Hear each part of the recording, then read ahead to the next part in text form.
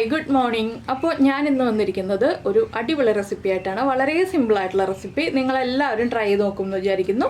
നമ്മുടെ ചോറിൻ്റെയും ചപ്പാത്തിയുടെയും ഒക്കെ കൂടെ സൈഡ് ഡിഷായിട്ട് കഴിക്കാൻ പറ്റിയ നമ്മുടെ മുട്ട കൊണ്ടുള്ള റെസിപ്പിയാണ്. 4 മുട്ട ഉപയോഗിച്ചിട്ടാണ് ഞാനിത് ചെയ്യുന്നത്. 2-3 മുട്ട എടുത്തിട്ട് ഇതുപോലെ ഒന്ന് ചെയ്തിട്ട് അഭിപ്രായമൊക്കെ ഒന്ന് കമൻറ്റ് ചെയ്യാൻ മറക്കരുത് കേട്ടോ. അപ്പോൾ എങ്ങനെയാണ് നമ്മുടെ ഈ ഒരു എഗ് പെപ്പർ ഫ്രൈ ചെയ്യുന്നതെന്ന് നോക്കാം.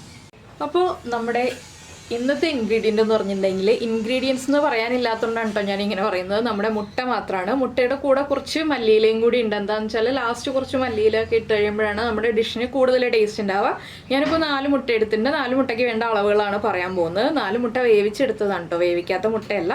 അപ്പോൾ നമുക്ക് ആദ്യം ഈ മുട്ടയുടെ യോക്കും വൈറ്റും സെപ്പറേറ്റ് ചെയ്തെടുക്കണം. എന്താണെന്ന് വെച്ചാൽ നമ്മൾ രണ്ടും ഒരുമിച്ച് തന്നെയാണ് കുക്ക് ചെയ്യുന്നത്, പക്ഷേ കുക്കിംഗ് ടൈം വ്യത്യാസമുള്ളതുകൊണ്ട് വൈറ്റ് ആദ്യം കുക്ക് ചെയ്തിട്ട് പിന്നീടാണ് യോക്ക് കുക്ക് ചെയ്യുന്നത്. അപ്പോൾ വൈറ്റും യോക്കും സെപ്പറേറ്റ് ചെയ്തെടുക്കാം.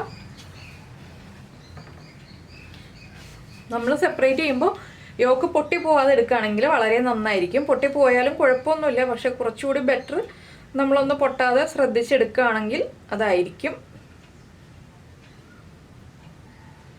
ഞാനിപ്പോൾ ഇതുപോലെ വൈറ്റ് 2ആയിട്ട് കട്ട് ചെയ്ത് മാറ്റിയിട്ടുണ്ട്. യോക്ക് മാത്രം വേറെയും കട്ട് ചെയ്തെടുത്തിട്ടുണ്ട്. ഇതുപോലെ നമുക്കെല്ലാം ആദ്യം കട്ട് ചെയ്ത് മാറ്റാം, അതിനുശേഷം ബാക്കിയുള്ള കാര്യങ്ങൾ പറയാം. ഇപ്പോൾ നമ്മൾ വൈറ്റും യോക്കും സെപ്പറേറ്റ് ചെയ്തെടുത്തിട്ടുണ്ട്. ഇനിയിപ്പോൾ നമ്മൾ എന്താ ചെയ്യാന്ന് വെച്ചിട്ടുണ്ടെങ്കിൽ, ഈ എഗ് വൈറ്റ് ഉണ്ടല്ലോ, എഗ് വൈറ്റ് ചെറിയ പീസുകളായിട്ടൊന്ന് കട്ട് ചെയ്യാണ്. തീരെ ചെറിയ പീസുകളല്ല, കുറച്ച് വലിപ്പമുള്ള പീസുകളായിട്ടൊന്ന് കട്ട് ചെയ്തെടുക്കുക. ഞാനിപ്പോൾ ഇതാ ഈ ഒരു വലിപ്പത്തിലുള്ള പീസുകളായിട്ടാണ് കട്ട് ചെയ്യുന്നത്. ഇതുപോലെ ഒന്ന് കട്ട് ചെയ്തെടുക്കുക. അപ്പോൾ നമുക്ക് സാധാരണ എഗ് പെപ്പർ ഫ്രൈ ഒക്കെ ഉണ്ടാക്കുന്നതിനേക്കാൾ കൂടുതൽ മസാലയുടെ ടേസ്റ്റ് കിട്ടും. അതുകൊണ്ടാണ് ഇതുപോലെ ചെയ്യുന്നത്. അപ്പോൾ ഇത് മുഴുവൻ നമുക്കിതുപോലെ കട്ട് ചെയ്തെടുക്കാം. ഒരു പാന് ഞാൻ ചൂടാക്കാൻ വെച്ചിട്ടുണ്ട്. പാൻ ചൂടായി വരുമ്പോൾ നമുക്കിത് കട്ട് ചെയ്ത് തീർക്കാം. അതിനുശേഷം നമുക്ക് നമ്മുടെ റെസിപ്പിയിലേക്ക് പോവാം. അപ്പോൾ നമ്മുടെ പാൻ ചൂടായിട്ടുണ്ട്. നമുക്കിതിലേക്ക് വെളിച്ചെണ്ണ ചേർക്കാം. വെളിച്ചെണ്ണയിൽ തന്നെ ഈ ഒരു റെസിപ്പി ചെയ്യുകയാണെങ്കിൽ കൂടുതൽ ടേസ്റ്റ് ഉണ്ടാവും. ഒരു 1.25 ടീസ്പൂൺ മുതൽ 1.5 ടീസ്പൂൺ വരെ വെളിച്ചെണ്ണ മതി. ഒരുപാട് വെളിച്ചെണ്ണ വേണ്ട. ഈ വെളിച്ചെണ്ണയിലേക്ക് നമ്മൾ ആദ്യം ചേർക്കുന്നത് കുറച്ച് പെരിഞ്ജീരകം, ഒരു 1/2 ടീസ്പൂൺ പെരിഞ്ജീരകം. പെരിഞ്ജീരകം ഒന്ന് ചൂടായി തുടങ്ങട്ടെ. എന്താണെന്ന് വെച്ചാൽ പെരിഞ്ജീരകം ഇടയ്ക്ക് കടിക്കാൻ കിട്ടുമ്പോൾ നല്ല ടേസ്റ്റാണ്. അതുകൊണ്ടാണ് നമ്മൾ പെരിഞ്ജീരകം ചേർത്തിട്ട് ഇതുപോലൊരു ഫ്രൈ ഉണ്ടാക്കുന്നത്. ഇപ്പോൾ ഫ്ലെയിം ഒന്ന് കൂട്ടി വയ്ക്കാം. നമ്മളെപ്പോഴും ഇങ്ങനെയുള്ള റെസിപ്പികളൊക്കെ ചെയ്യുമ്പോൾ ചെറിയ ബർണറിൽ വെച്ചിട്ട് ചെയ്യാം. ഹൈ ഫ്ലെയിമിൽ വെക്കരുത്, മീഡിയം ഫ്ലെയിമിൽ വെക്കുക. ഇനി ഞാൻ ഫ്ലെയിം കുറയ്ക്കുകയാണ്. ഇതിലേക്ക് നമ്മൾ പൊടികളാണ് ചേർക്കാൻ പോകുന്നത്.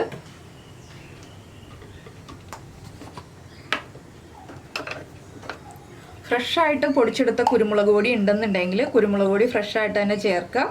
അപ്പോൾ 1/2 ടീസ്പൂൺ കുരുമുളക് പൊടി, 1/2 ടീസ്പൂൺ എരിവുള്ള മുളക് പൊടി.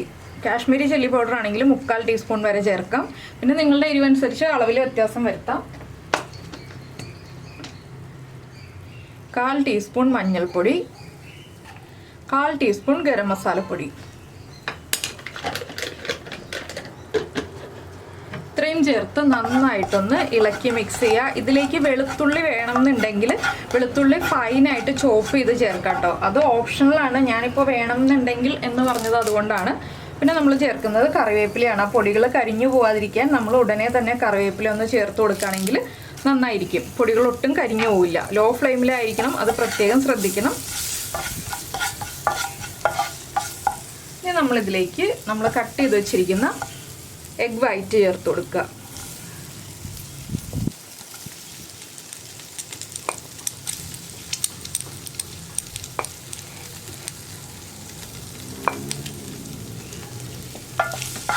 ഈ എഗ് വൈറ്റിലേക്ക് നമ്മൾ ഉപ്പൊന്നും ചേർത്തിട്ടില്ല. ഇനി നമുക്ക് ഉപ്പ് ചേർക്കാനുണ്ട്. ഇപ്പോൾ നമ്മൾ സാധാരണ എഗ് പെപ്പർ ഫ്രൈ ഉണ്ടാക്കുമ്പോൾ ഇതുപോലെ മസാല പിടിച്ചു വരാറില്ലല്ലോ.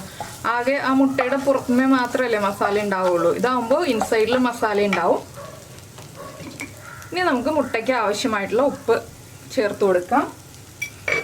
ഉപ്പ് കുറവാണെങ്കിൽ ഏത് സ്റ്റേജിൽ വേണമെങ്കിലും ചേർത്ത് കൊടുക്കാം കേട്ടോ. ഇനിയിപ്പോൾ നമുക്ക് മീഡിയം ഫ്ലെയിമിലേക്ക് വെച്ചിട്ട് ഇളക്കി കൊടുത്തുകൊണ്ടിരിക്കാം.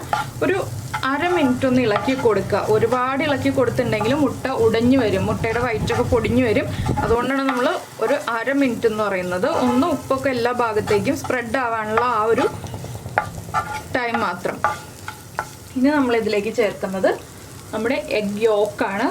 യോക്ക് കട്ട് ചെയ്തിട്ട് ചേർക്കണം എന്നുണ്ടെങ്കിൽ കട്ട് ചെയ്തിട്ട് ചേർക്കാം, ഇല്ലെങ്കിൽ ഇതുപോലെ തന്നെ ചേർത്തിട്ട് നമുക്ക് മിക്സ് ചെയ്ത്